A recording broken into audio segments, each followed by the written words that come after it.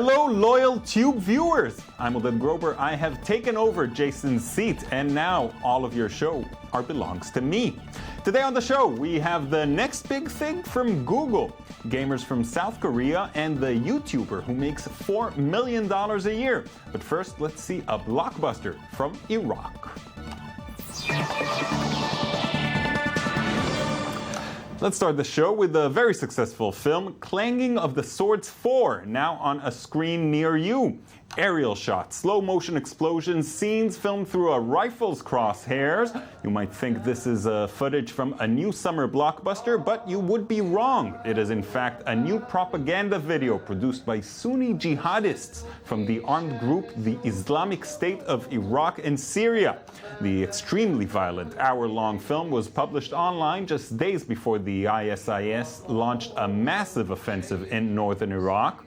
When the ISIS stormed Iraq's second largest city of Mosul earlier this month, analysts said their propaganda made the fighting easier. In the past, advancing armies smoothened their path with missiles. Now the ISIS are doing it with tweets and a movie. Thousands of their Twitter followers even installed an app called The Dawn of Glad Tidings that allows the ISIS to use their accounts to send out centrally written updates. Released at the same time, the messages swamp social media, giving the ISIS a far larger online reach than their own accounts would otherwise allow. Thank you again, social media. Moving on, if like the ISIS, you did not get invited to the Google I/O conference that begins tomorrow, it's okay, we're here for you. If it is Google's biggest event of the year, and even if it's meant for developers, there are always important products announced there. 2 years ago, for example, we witnessed the wild shenanigans of co-founder Sergey Brin leaping out of a Zeppelin to demonstrate Google Glass. So what are we going to see this year? There's definitely going to be Google's new baby, the Android Wear, which will put Google inside watches. Google announced Android Wear just 3 months ago, but now we are going to see the watches in action. Here's a reminder. Watches are good at telling time, but imagine having useful, actionable information there precisely when you need it automatically. Today we're announcing that Android is extending to wearables. To bring this vision to life, we're working with consumer electronics manufacturers, chip makers, and fashion brands who are committed to fostering an ecosystem of watches in a variety of styles, shapes, and sizes. So we designed an entirely new UI specifically for this form factor, and it's really based around voice and contextual information that's reactive to your surroundings. Well, we put a lot of thought into how simple this has to be. It needs to be incredibly fast, incredibly glanceable. There's really only two components, the information that's most relevant to you and the ability to speak to it and do a quick command. All right, let's take a look. All the information you need when you start your day, it's right there. Today's weather, when your next meeting begins, how long it'll take to travel there, and important updates.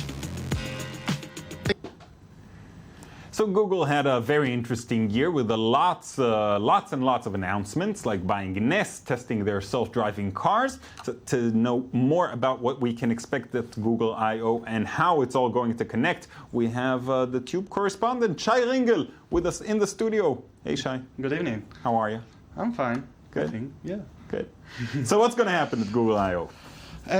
We think a lot of things are going to happen at Google I/O because Google really had a fantastic year when they really thought of a lot of next things and they developed a lot of things they announced this year. And Google I/O is the place to come and say, okay, developers and tech correspondent and everybody out there, look, this is our line and we have a really fantastic thought about the future.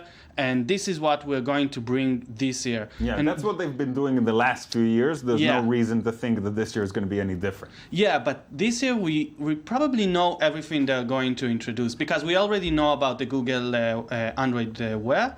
They introduced it 3 months ago, and they only show footage of the thing. And now we expect to see a full the watch itself, or couple of watches. We know LG is making one, Yeah, and they're Motorola. not alone, not Yeah. even close to being alone or first. Yeah, but they are the most interesting company to tackle this thing. We all want the iWatch, and we all want the Android Wear, and we all talk about the Samsung Gear. Samsung introduced their own product, but there's something about Google they are doing it right. We look at the presentation and we think that this is the thing that people will want to buy, even though it's now just a gadget that doesn't do really anything. Much, yeah.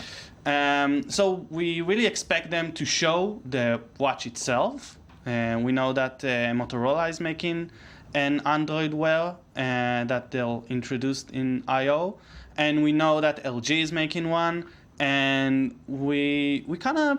We just know that everybody else's will be filled with bloatware and Google's will be nice and clean. Yeah, exactly. And we kind of like, I'm kind of sick and tired about talking about the watches. Like, bring it already, because... Plus, I don't know, are we all gonna have to start wearing watches again? I'm not sure about that. Yeah, because think about it. Every time you want to know the like, what is the time now, you have ask to a pretty girl. But even she doesn't have a watch anymore. That's the problem. And we all do this incredibly uncomfortable movement looking at our phone. So there's something smart about going to a watch. And the thing is that it's not only a watch, it's a wearable. You know, I have to admit, it looks great. I want one, that's for sure. And I guess other people will too. Yeah, and that's going to be the big announcement. And they are going to introduce the kit, the developer's kit, so everybody can try it and develop their own apps. And we don't see the potential yet of the But we will. And we now definitely we're going will. to see that potential. Yeah. All right, Chai, thank you so much. We'll see all these watches, and maybe they'll surprise us with something else. Who knows? Yeah, we hope so. We certainly. In February, an attack ad titled "Don't Let the Games Begin" started popping up on online gambling forums. Its message: internet gambling will fund terrorism and destroy your family. It might even create another 9/11. Don't believe me? Watch the ad. Right now, disreputable gaming interests are lobbying hard to spread internet gambling throughout the country. If they get their way, gambling will be available in every home, every bedroom, every dorm room, on every phone, tablet, and computer, everywhere, 24/7. Targeting families, kids, the elderly. This isn't a game. The FBI warns that online casinos are vulnerable to a wide variety of criminal schemes. While the FBI is busy defending against terrorist threats and cyber attacks, internet gambling will give criminals across the world a foothold in every American household, attracting criminal activity not only at home, but internationally. Gambling without borders, making it ridiculously easy to launder money for crime syndicates, even for terrorist organizations, and providing easy targets for identity theft. An established Al-Qaeda poker network could extract enough untraceable money from the United States in just a few days to fund several 9/11-sized attacks. Well, I'm scared. Anyway, the man behind those ads is none other than Sheldon Adelson, the 80-year-old billionaire casino owner who has declared war on internet gambling. Now he pledges to spend whatever it takes to fight the spread of online casinos. The online gambling market grew from 30 sites with $30 million in revenue in 1996 to more than 2,000 sites and $10 billion in revenue in 2005. While it doesn't seem to be taking anything from Adelson, the richest man in Las Vegas, he just doesn't like competition he does not understand. Now, Adelson has promised to fight online gambling even harder with laws, and it seems like he can afford it. Back to Google, the company's driverless car project has been getting plenty of attention, but buying an entirely new self-driving car is out of most people's budgets and many years away. Cruise Automation is a San Francisco-based startup that thinks it can get the technology to market sooner with something far more simple, a $10,000 accessory you can strap onto the roof of your car and plug into your footwell. As of Monday, Cruise is taking pre-orders for 50 units of its RP1 product and says it will start installing them in cars early next year. One problem, the system only works on Audi A4 and S4 vehicles, but Cruise is working towards making its technology compatible with other car manufacturers too. The man behind the startup is Kyle Vogt, one of the founders of Justin TV, SocialCam, and Twitch. To get the system working, drivers take their car onto the highway and onto the lane they want to be in. Then they push a button for the system to take control of the accelerator and brake paddles, along with the steering. Hey Kyle, if you were looking for someone to test the device, we here at the show will be glad to help. Just be sure to send an Audi over with it. Now, the name Felix Kjellberg may not sound like a very convincing megastar, but he is. You may know him as PewDiePie, by far YouTube's biggest star. He has more subscribers than Justin Bieber and Miley Cyrus combined, and now it turns out he is a millionaire. The 24-year-old who created the channel 5 years ago has become a brand name that pulls in the equivalent of $4 million in ad sales a year, most of it pure profit. So who said there's no money on YouTube? Here he is in his new studio in South London. This is how it looks like when you enter. It's a very, very tiny room. I don't know if it seems like it, but it is a tiny room. But it's also the first time I ever have my own private space to make videos. I've been in 6 different locations throughout the years while making videos, and they all been in like a living room or like a basement or like just really bad situations. Like I never even had a proper desk until like 2 years of making videos. In here is where I keep my Mexicans. Senora, can we please have some food? Here's my couch. This is where I sit if I just play with Marcia or some other people, or if I just play by myself, which rarely happens. Most of the stuff that I ever play is for YouTube. Up here we have all my friends. I don't have any friends, but they are my friends, and they watch over me when I record. It's depressing, I get it. That's PewDiePie, certainly doing well. Now, GoPro cameras have recorded many videos showing amazing events around the people wearing them, and the company has published a new video now on its YouTube channel that might be their most frightening video yet.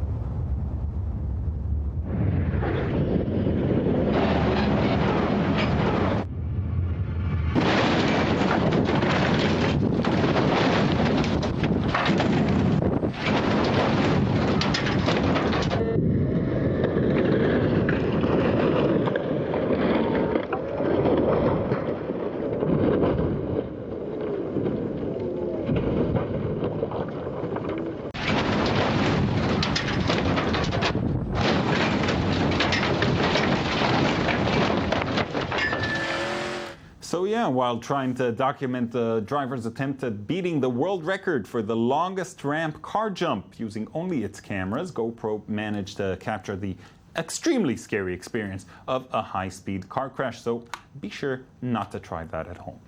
And to our about to become a viral baby hit of the day, this baby discovers what her face can do. She looks surprised. Put your eyebrows in the air and wave them around like you just don't care. Do it again.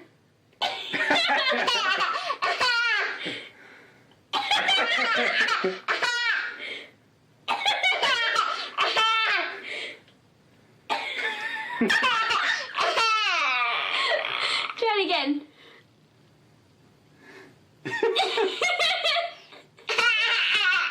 Do it in the mirror.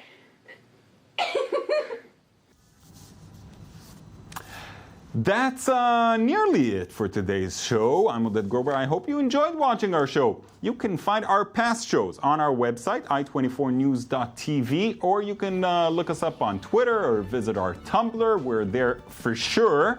Tomorrow, as you were hoping, I'm sure, Jason will be back. But before we end, I feel like we need another look at that GoPro crash video, just so we feel safe when we leave work and get back on the road. Enjoy.